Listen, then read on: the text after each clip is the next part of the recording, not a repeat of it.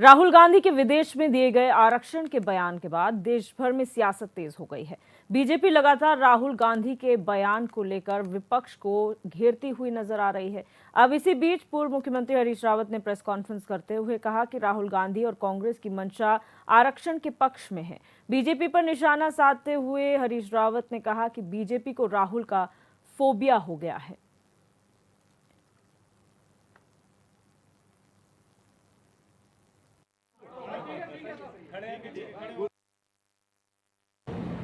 सब जो है इस समय डिस्टॉर्टेड फैक्ट्स के साथ, डिस्टॉर्टेड स्टेटमेंट्स के साथ सामने आ रहे हैं, जिनमें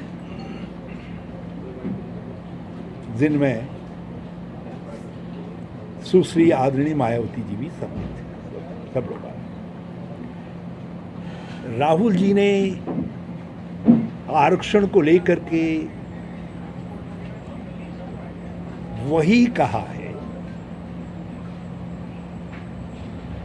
जो संविधान सभा में आरक्षण कब तक के सवाल पर बाबा साहब भीमराव अंबेडकर ने कहा। किनको खड़ा कर दे कुछ लोगों को यहाँ पर लगातार भारतीय जनता पार्टी कांग्रेस पर हमलावर है। आरक्षण को लेकर जो राहुल गांधी ने विदेश में बयान दिया, उसके बाद लगातार बीजेपी कांग्रेस और राहुल गांधी को घेरने में जुटी हुई है। वहीं अब इसी मुद्दे पर पूर्व मुख्यमंत्री उत्तराखंड हरीश रावत ने बयान देते हुए कहा है कि कांग्रेस आरक्षण के पक्ष में है और बीजेपी को राहुल का फोबिया हो गया है, जो इस तरीके से वो बयानबाजियां कर रहे हैं और उनके बयान के विरोध में उतर रहे हैं। ये दिखाता है कि बीजेपी को राहुल गांधी का फोबिया हो गया है। ये हरीश रावत ने एक प्रेस कॉन्फ्रेंस के दौरान बात कही है और इस दौरान उन्होंने मायावती जो बसपा सुप्रीमो है उनका भी जिक्र किया। उन्होंने कहा इस फोबिया में शामिल है मायावती, यानी कि लगातार मायावती भी हमला बोल रही हैं। आरक्षण वाले बयान को लेकर विपक्ष पर हमलावर हैं।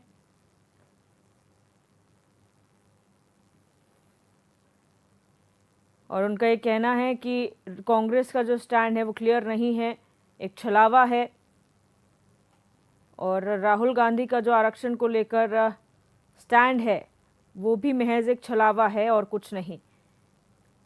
और इसे लेकर अब उत्तराखंड के पूर्व मुख्यमंत्री हरीश रावत ने भी बयान दिया है। प्रेस कॉन्फ्रेंस उन्होंने की, जिस दौरान उन्होंने कहा है कि कांग्रेस की मंशा आरक्षण को लेकर साफ है, वो आरक्षण के पक्ष में है। वहीं जो बीजेपी लगातार आरोप लगा रही है, उससे लगता है कि बीजेपी को राहुल का फोबिया हो गया है।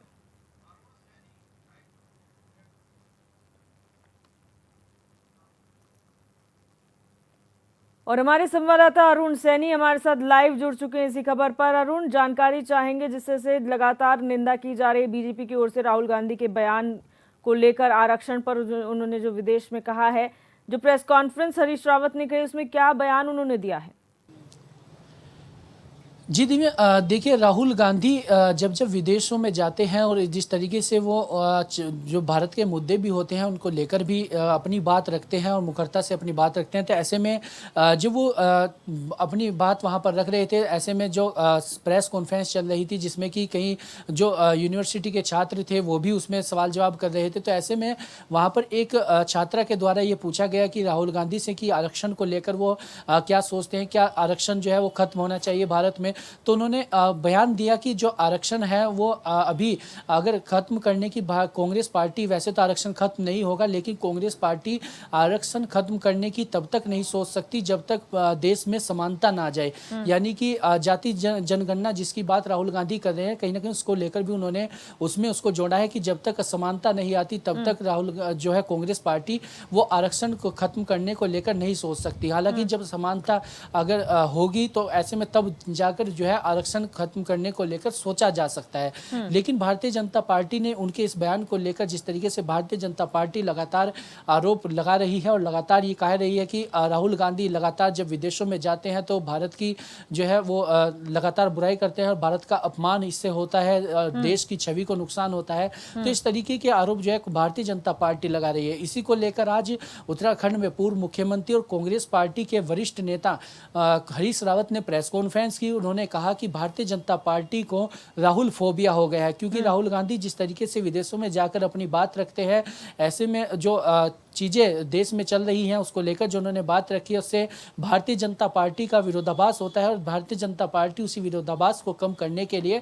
इस तरीके के आरोप राहुल गांधी पर लगाती है। तो इस तरीके से जो है जो आरक्षण खत्म करने को लेकर आरक्षण की क्योंकि जिस तरीके से अगर भारतीय राजनीति में देखा जाए तो पिछले कुछ महीनों से लगातार आरक्षण का मुद्दा हो या जातिगत जनगणना का मुद्दा हो, लगातार ऐसे मुद्दे हैं जिसको लेकर राजनीति खूब हो रही है। ऐसे में पक्ष विपक्ष लगातार इन मुद्दों को लेकर आमने सामने रहते हैं। राहुल गांधी जिस तरीके से सदन में भी कहते हैं कि जातिगत जनगणना वो होके रहेगी, तो इस तरीके की जो चीज़ें हैं उसको लेकर राहुल गांधी लगातार आवाज़ भी उठाते हैं और लगातार इसको लेकर वो मुखरता से जनता के सामने अपनी बात रखते भी हैं। तो ऐसे में अब इसको बयान को लेकर कि जो आरक्षण को लेकर राहुल गांधी ने बयान दिया है तो उसको लेकर भारतीय जनता पार्टी भी लगातार आरोप लगा रही है, उन पर लगातार निशाना साध रही है। लेकिन आने वाले समय में ये कितना बड़ा फैक्टर बनता है आरक्षण को लेकर, जिस तरीके से जो चीज़ें अब सामने आ रही हैं, जिस तरीके से भारतीय जनता पार्टी आरोप प्रत्यारोप कर रही है, कांग्रेस पार्टी भी पलटवार कर रही है, तो ऐसे में आगे जो चुनाव होने हैं, क्योंकि हरियाणा का चुनाव भी है, जम्मू कश्मीर का चुनाव भी है,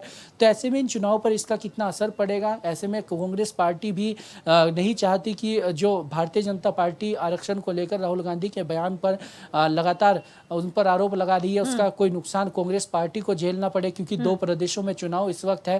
तो ऐसे में कांग्रेस पार्टी भी लगातार भारतीय जनता पार्टी पर पलटवार कर रही है और राहुल गांधी के बयान का जो है वो समर्थन करती हुई भी दिखाई दे रही है। हालांकि भारतीय जनता पार्टी के साथ साथ बसपा सुप्रीमो मायावती ने भी जो है इसको लेकर सवाल खड़े किए हैं कि राहुल गांधी ने जो आरक्षण को लेकर बात कही है वो गलत है, जिस तरीके से उन्होंने इस तरीके के बयान नहीं देने चाहिए। तो वहीं जो इंडिया अलायंस के जो साथी हैं, उनकी पार्टी के जो है इंडिया अलायंस में, वो लगातार राहुल गांधी के बयान का समर्थन करते हुए दिखाई दे रहे हैं। लेकिन आने वाले समय में ये कितना बड़ा फैक्टर बनता है, किस तरीके से भारतीय जनता पार्टी इसको और जो है मुद्दा बनाती है, ये अपने आप में देखने वाली बात होगी। जी, लगातार आरक्षण को लेकर जो आरोप लग रहे हैं, क्या सिर्फ हरीश रावत है जिन्होंने प्रेस कॉन्फ्रेंस की है या पूरी कांग्रेस इस बात को मानती है कि महज जो एक फोबिया एक तरीके से भाजपा को हो गया या मायावती को हो गया है, इसके समर्थन में है?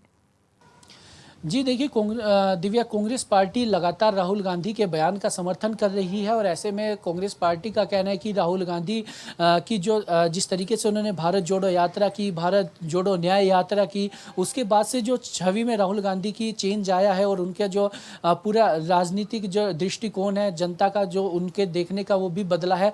तो ऐसे में राहुल गांधी जिस तरीके से बयान दे रहे हैं और जिस बार बेहतर प्रदर्शन कांग्रेस पार्टी ने किया, इसको लेकर भी भारतीय जनता पार्टी डरी हुई रहती है। तो इस तरीके की बातें विपक्षी दल के द्वारा, कांग्रेस के द्वारा वो किए जा रहे हैं। हालांकि जो है वो भारतीय जनता पार्टी की तरफ से भी हरीश रावत के बयान पर पलटवार किया गया है। भारतीय जनता पार्टी ने भी ये कह रही है कि फोबिया तो कांग्रेस पार्टी को है। जिस तरीके से राहुल गांधी चाहे गलत बात कहें या सही बात कहें, कांग्रेस पार्टी उनका समर्थन करती हुई दिखाई देती है। और ऐसे में कांग्रेस पार्टी कह रही है कि राहुल गांधी ने गलत क्या कहा है। जिस तरीके से जो प्रदेश में लोकसभा चुनाव के दरमियान जो चीजें देखने को मिली, राहुल गांधी ने इस जो विदेश में गए कई तरीके की जो है चीजें उन्होंने उठाई है। जी, बहुत शुक्रिया अरुण हमारे साथ जुड़ने के लिए और तमाम जानकारी साझा करने के लिए।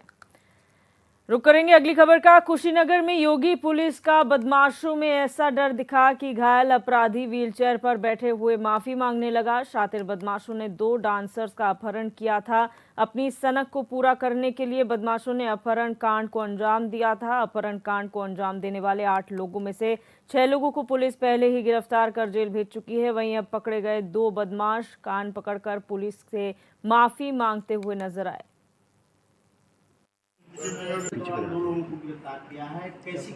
लोग खाना खाकर रात में सोए थे लोग, ये फ़ोन किए लोग, बोले हमको 2 लड़की चाहिए, प्रोग्राम करवाना है।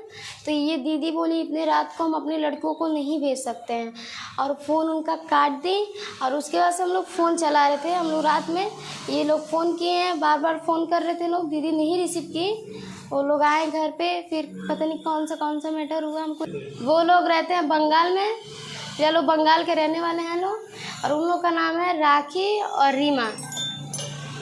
अच्छा, तो ये जो घटना हो गई तो अभी ये लोग कहाँ पे है, कुछ पता है? फिलहाल तो सुन तो रहे हैं कि कप्तानगंज में है लोग। मैं रात घर पे सो रहा था, 11:15 बजे करीब यहाँ से फोन किया।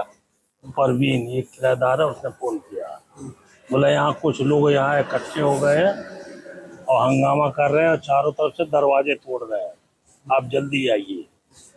फिर मैं यहाँ आया तो देखे काफी लोग इकट्ठे हो रहे हैं, एक गाड़ी वहाँ खड़ी थी।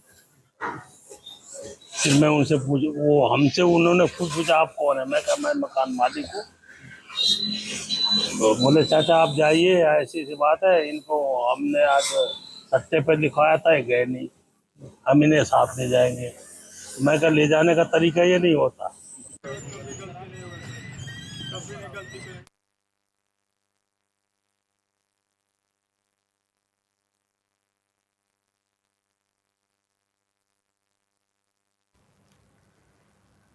और अनुराग तिवारी हमारे संवाददाता हमारे साथ लाइव जुड़ चुके हैं। अनुराग, ये जो घटनाक्रम हुआ है जहां पर 2 डांसर्स का अपहरण होता है, उसके बाद जब कैदियों को पकड़ा जाता है, आरोपियों को पकड़ा जाता है, तो आखिर माफी मांगते हुए क्यों नजर आए यार अपराधी?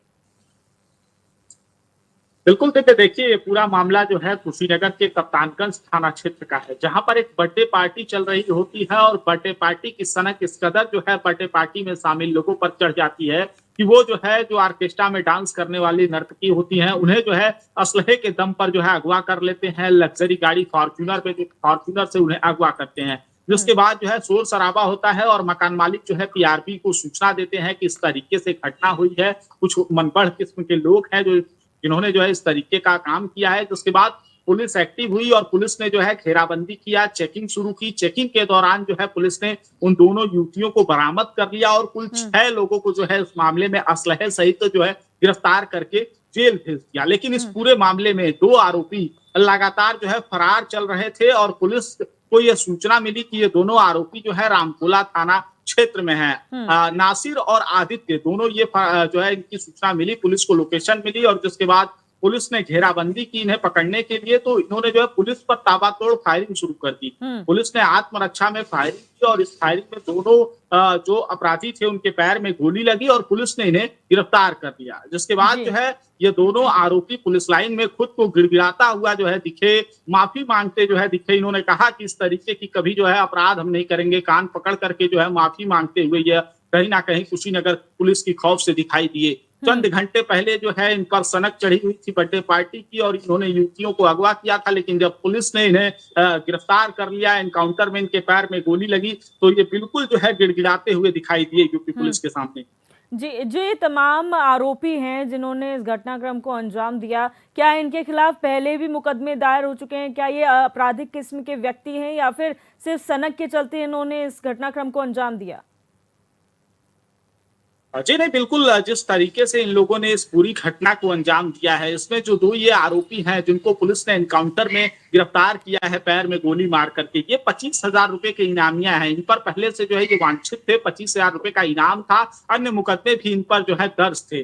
तो पुलिस ने कहीं ना कहीं जो है इनकी जैसे ही पुलिस को इस बड़े घटना की जानकारी मिली तो पुलिस के हाथ पांव खुल गए और पुलिस ने तत्काल चेकिंग शुरू की और तब जाकर के पुलिस ने इन्हें जो है गिरफ्तार किया है। पुलिस पर जो है जवाबी फायरिंग जब इन लोगों ने की है तो पुलिस ने फायरिंग किया और इन्हें गिरफ्तार किया है। तो निश्चित तौर पर इनका आपराधिक इतिहास रहा है और उसी को लेकर के जो है एनकाउंटर हुआ और एनकाउंटर में इनके पैर में गोली लगी और तब जाकर के पुलिस ने इन्हें गिरफ्तार किया है। और गिरफ्तारी के बाद जो है ये किस तरीके से गिड़गिड़ा रहे हैं, जो चंद घंटे तक अपने आप को बहुत बड़ा तीसमार खा बता रहे थे, अपने आप को बहुत बड़ा डॉन बताने की कोशिश कर रहे थे, तो जैसे ही पुलिस की गिरफ्त में आए, इनके पैरों में गोली लगी तो ये गिड़गिड़ाते हुए दिखाई दिए और इन्होंने कहा कि अब जो है इसी तरीके का ये अपराध नहीं करेंगे। इस तरीके की बात कहते ये दोनों अपराधी नजर आए। जी, बहुत शुक्रिया अनुराग हमारे साथ जुड़ने के लिए और जानकारी साझा करने के लिए।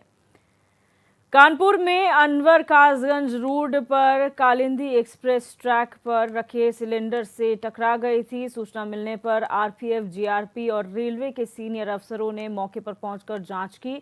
सोमवार को भी एसटीएफ, एटीएस और एनआईए ने जांच पड़ताल की। वहीं इस मामले में पुलिस ने 6 संदिग्धों को हिरासत में लिया है। पुलिस ने इलाके के जमातियों को भी रडार पर लिया है। डीसीपी वेस्ट राजेश कुमार सिंह ने बताया कि पास में एक मज़ार है, वहां देश भर से जमाती आते हैं। आसपास से आने वाले जमातियों की भी जांच की जा रही है। वहीं एटीएस के आईजी एन चौधरी भी मौके पर पहुंचे और जांच पड़ताल की। उन्होंने कहा कि जो भी तथ्य सामने आ रहे हैं, सभी पहलुओं पर जांच की जा रही है। लोग सतर्कता बरत रहे हैं और उत्तर प्रदेश पुलिस की जो विभिन्न इकाई है, ATS, STF, civil police, GRP और आरपीएफ, ये सभी लोग द्वारा मौका मुआयना किया जा चुका है और हम एक रणनीति बना के इसमें आगे बढ़ रहे हैं। बहुत ही गंभीर घटना है। रेलवे सुरक्षा, यात्रियों की सुरक्षा और रेलवे की जो प्रॉपर्टी की सुरक्षा, इसमें सरकार गंभीर है, उत्तर प्रदेश पुलिस गंभीर है। इसी बात को लेकर हम एक रणनीति बना के आगे बढ़ रहे हैं। मुझे उम्मीद है बहुत जल्दी इस घटना का पर्दाफाश होगा।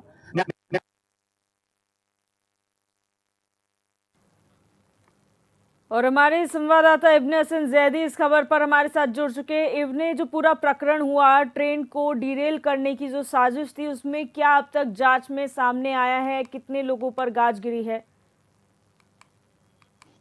जी दीपा, देखिए मैं आपको बता दूं कि जिस तरीके से अगर उत्तर प्रदेश की बात करते हैं तो ये तीसरा हादसा जहाँ पर ट्रेन को पलटाने की कोशिश की गई। तो जो ट्रेन को पलटाने की कोशिश की गई थी, तो इसमें सारी ही एजेंसियां जुट गई हैं और सारी एजेंसियां जुट कर जो है जांच कर रही है। हम से उस जहाँ ये हादसे वाली जगह है, गांव में 250 लोगों से माफ कीजिएगा इब्ने, आपको रोकना चाहेंगे, आपकी आवाज हम तक साफ नहीं पहुंच पा रही। एक बार फिर जुड़ने का प्रयास करेंगे आपसे।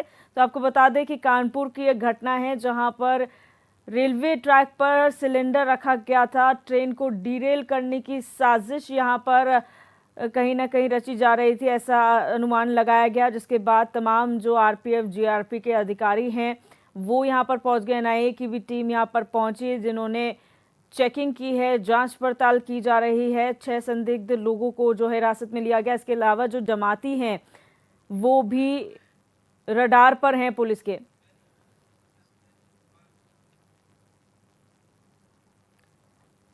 और हमारे संवाददाता इब्ने हसन जैदी एक बार फिर हमारे साथ लाइव जुड़ चुके हैं। इब्ने, बात पूरी करें अपनी। जी देखिए मैं आपको बता रहा था कि जिस जगह पर यह हादसा करने की कोशिश की गई थी, ट्रेन को पलटाने की कोशिश करी गई थी, तो उस वहां के लिए सारी ही एजेंसियां जांच में जुट गई है, सारी एजेंसियां जांच कर रही हैं और उस जगह के आसपास के जितने भी गांव हैं, लगभग वहां पर 250 लोगों से पूछताछ करी गई, जिसमें से 14 लोगों को हिरासत में भी लिया गया। हिरासत में लेके भी उनसे पूछताछ की जा रही है। और अगर इस ट्रेन पलटाने की बात करते हैं तो इसमें कहीं ना कहीं जमाती कनेक्शन भी जुड़ के आ रहा है और इसमें एक पाकिस्तानी वीडियो का भी जिक्र हो रहा है, जहां से गौरी आतंकवादी है, जिसने जो है वहां पे एक वीडियो जो है इंस्टाग्राम पर अपलोड किया था और उसमें उसने एक मैसेज दिया था कि कानपुर, ये यूपी की बात करें या उत्तर प्रदेश की बात करने के साथ साथ भारत की बात करते हैं, तो उसने इस तरीके के हादसे करने के लिए उसने बोला है, उसने स्पीच दी है, यहाँ तक के सुपर बम इस्तेमाल करने की भी बात करी है। तो ये सारी बातें जो है ये भी सामने निकल कर आ रही है। बहरहाल अगर एजेंसियों की बात करते हैं तो चाहे एनआईए हो, चाहे एसटीएफ हो, चाहे क्राइम ब्रांच हो, चाहे रेलवे पुलिस बोर्ड हो, चाहे सिविल पुलिस हो, सभी मिलकर इसमें जांच को अंजाम देने तक पहुंच रहे हैं और उनका सीधा सा कहना है कि इसमें जिसने भी ये साजिश करी है उन साजिशकर्ताओं को जो है बिल्कुल भी बख्शा नहीं जाएगा। इसी वजह से अभी तक 14 लोगों को हिरासत में लेकर पूछताछ की जा रही है। मैं आपको बता दूं कि जिस जगह पे यह हादसा हुआ था वहां पर जो सिलेंडर रखा गया था, तो उस सिलेंडर के लिए भी जांच की जा रही है। उस इलाके में 3 गैस एजेंसियां हैं, उन 3 गैस एजेंसियों में भी वहां पर जाके पूछताछ की जा रही है। उस सिलेंडर के जरिए भी लोगों तक पहुंचने की कोशिश की जा रही है। वहां पे एक माचिस मिली थी, पेट्रोल भी मिला था और कुछ वहां पे बारूद टाइप के वहां पे पाउडर भी मिला था, जिसको जांच के लिए भेज दिया गया है। उस माचिस को भी लेके जो है जांच की जा रही है और पेट्रोल को लेके पेट्रोल पंप के जितने भी उसके आसपास है वहां के भी सीसीटीवी खंगाले जा रहे हैं। वहां पे एक मिठाई का डिब्बा मिला था जो कन्नौज का था, वहीं पर मिला था। तो उस मिठाई की दुकान पे जाके जो है उसका डीवीआर भी ले आए हैं, और उस डीवीआर में वहाँ कौन कौन लोग गए लेने, तो उसकी भी जांच की जा रही है। बहरहाल अगर जांच की बात करते हैं तो जांच जो है बहुत ही जबरदस्त तरीके से की जा रही है, और ऐसा लगता है कि इसमें जल्द ही कोई बड़ा खुलासा भी हो सकता है। जी दिव्या जी, बहुत शुक्रिया इब्ने हमारे साथ जुड़ने के लिए और इस मसले को लेकर तमाम जानकारी साझा करने के लिए।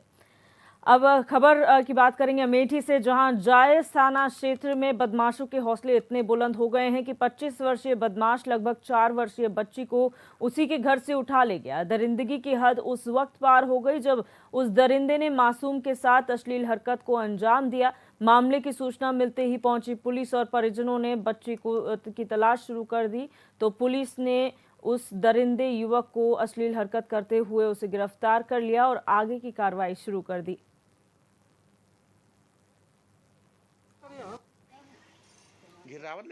घर में हमारी बच्ची सो रही थी भाई की जी, और वो लमसम 10 बजे थे कि हमारे भाई दुकान से आए हैं डी से जी, घर। तो लाइट बुझी थी तो लाइट जलाए तो देखा बाहर बच्ची बरामदे में नहीं सो रही थी। तो फिर भाभी से पूछे कि लड़का कहाँ है, तो वो बोली यहीं तो सो रही थी। अब तो फिर हेरना ढूंढना पड़ा, पता चला कि बहुत लोग मोहल्ले के देखे कि एक लड़का घटना कई घट चुकी है वही लड़का के साथ। वो लड़का किसी लड़की को लेके इधर गया है। अच्छा, तो फिर थाने में जानकारी दी गई तो सब लोग हेरना ढूंढना पड़ा।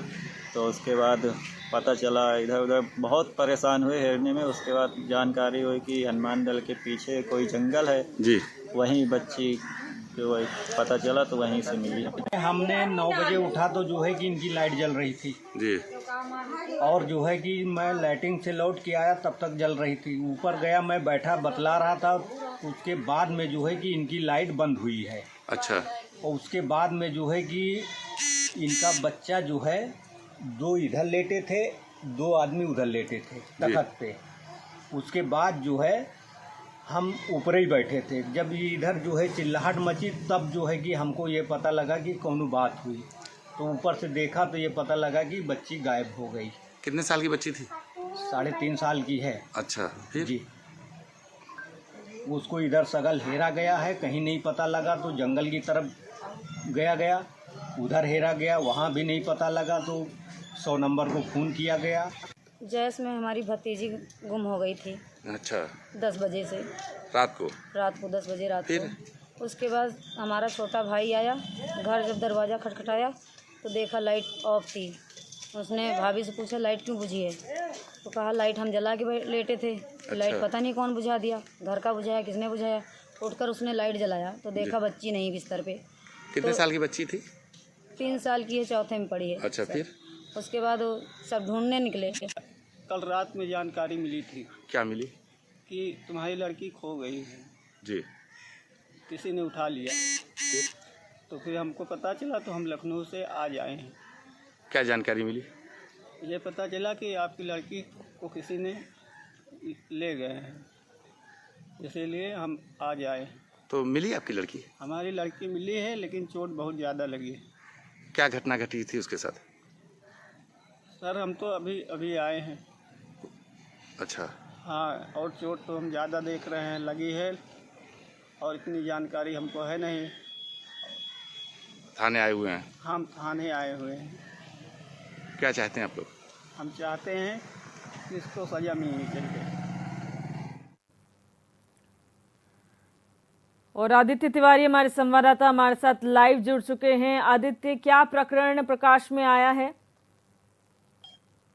जी दिव्या, बताना चाहूंगा ये मासूम सी बच्ची है, 3 साल की बच्ची, और 3 साल की बच्ची के साथ जो व्यक्ति है ये पूरी तरीके से हैवानियत करने की फिराक में है, हैवानियत करने की फिराक में था, लेकिन कहीं ना कहीं जो है जल्दबाजी में ये कुछ कर नहीं पाया है।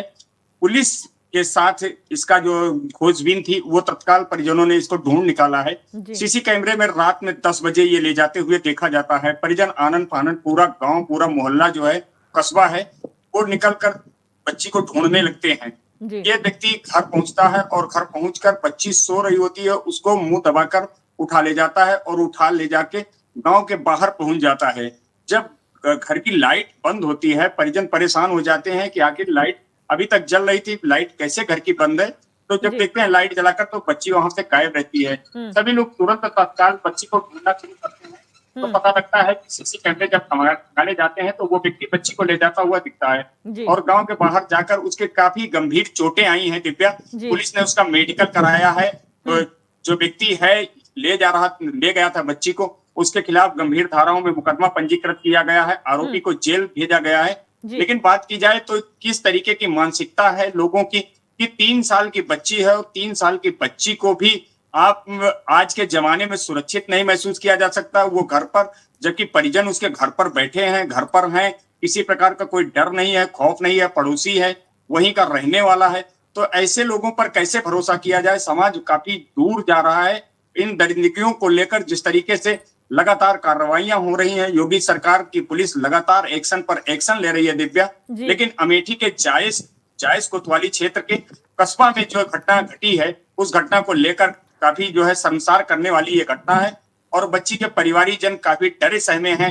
निश्चित रूप से भले ही आरोपी के खिलाफ पुलिस ने कार्रवाई किया हो, लेकिन समाज में जो संदेश गया है उस संदेश को लेकर लगातार परिवारीजन अपने ऊपर जो आकृति है वो कहने से बचते जरूर आ रहे हैं। हालांकि कल की देर रात की जो बात थी, बच्ची को बचा लिया गया है, सकुशल उसको बचा लिया गया है। चेहरे पर सहित शरीर पर चोटें हैं उसके, लेकिन परिवारीजन इसको लेकर कड़ी कार्रवाई की मांग कर रहे हैं दिव्या।